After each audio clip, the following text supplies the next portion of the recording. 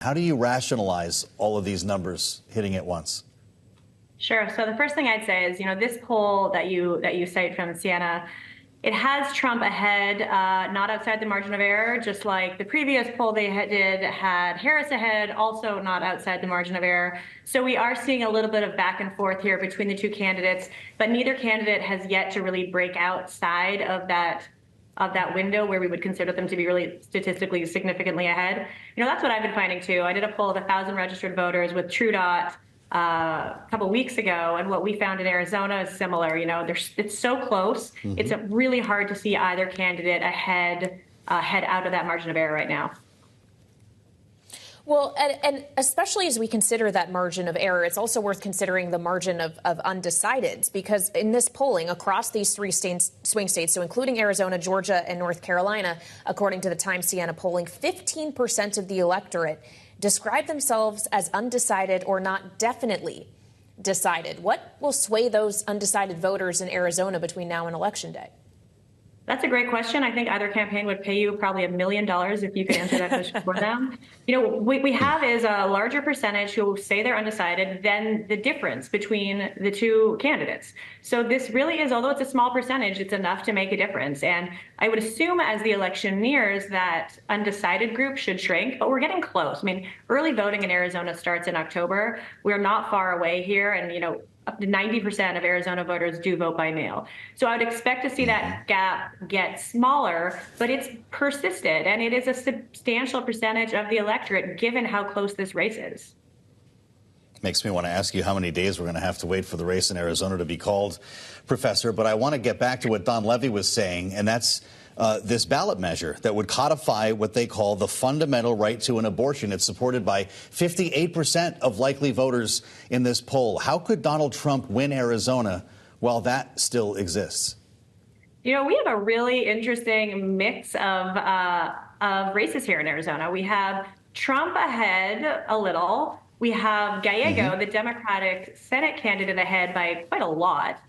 Looks like abortion should pass. The same number that you cite, 58%. That's about what I've been seeing in my polls, too, right about 58%. I'd be very surprised to see that ballot measure fail. Now, we also have this immigration ballot measure, which is more of a conservative-leaning measure, and that could pass as well. So we could end up with Trump winning, Gallego winning, abortion passing, and this immigration measure passing, which is like a real potpourri of liberal and conservative wins and losses across the ballot. But you know what? Arizona's like that. We've got a very close electorate. If you look at the voters in Arizona, they're divided very, very evenly, especially with those independents. We've got about 36% of voters who are registered as Republicans, about 30% Democrats, about 35% who register as independents. And they seem to be moving these races in kind of unpredictable ways.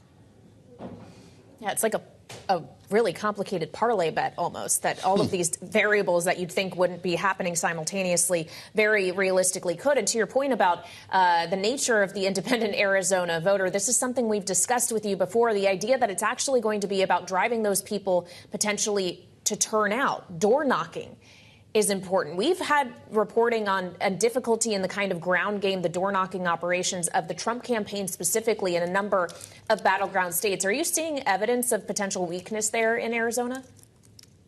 Well, Arizona is such a swing state right now that there's a big presence from both campaigns. I was, biked 3 miles home from campus today, and I'm seeing Trump signs and Harris signs all over the place. So there's a lot of engagement here, but it's such a tight race. It's hard to know how this is going to go. Arizona has more Republicans than Democrats, so that's helpful to the Trump campaign. But there's a lot of enthusiasm for Harris, especially since she entered the race a little bit, a little late in the game. The Harris campaign is targeting the college campuses. The Harris campaign is targeting smaller towns that Democrats haven't typically tried to mobilize before. We saw Tim and Glenn Walz out in Arizona talking to sort of smaller communities, Mormon communities where Democrats haven't typically spent a lot of their efforts. So we are seeing the Democrats making a really, really big play for Arizona, trying to get more votes out than Biden did. Biden won here by 0.36 percentage points. So they're trying to build on that. Professor, I want to go back to North Carolina Saturday and Donald Trump, in which he was talking about a range of issues, as always, in what was a pretty lengthy rally, but tried to send a message directly to women. And it was word for word what he had posted on Truth Social, in which he said, "I will protect women at a level never seen before." They will finally be healthy, hopeful, safe, and secure. Their lives will be happy, beautiful, and great again. He went on to project his impression of what it's like to be a woman in the United States right now. Listen to what he said. So let's talk about our great women. Women have gone through a lot. They've gone through a lot. Women are poorer than they were 4 years ago, are less healthy than they were 4 years ago, are less safe on the streets than they were 4 years ago. I will fix all of that, women. I will fix all of that, and I will fix it fast. And at long last, this national nightmare that we're going through will be over. Women will be happy, healthy, confident, and free.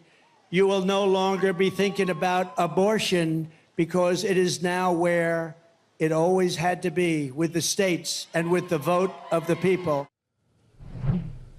So, Professor, keeping in mind that he's running against a woman, to what extent does it help Donald Trump tell women how they feel about their health, how they feel about their reproductive rights?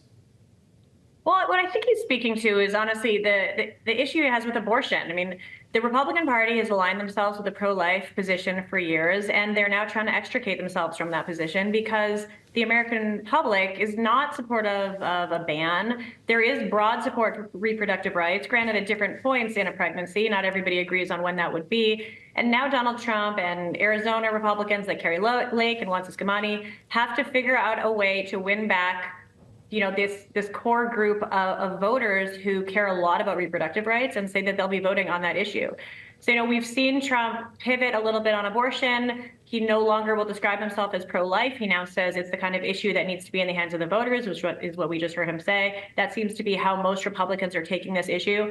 But abortion is a really tough issue for Republicans running right now because they've had to make a really big switch given the polling data. Again, the polling data that I've been doing here in Arizona shows very broad support for that abortion measure, even with Donald Trump leading among voters.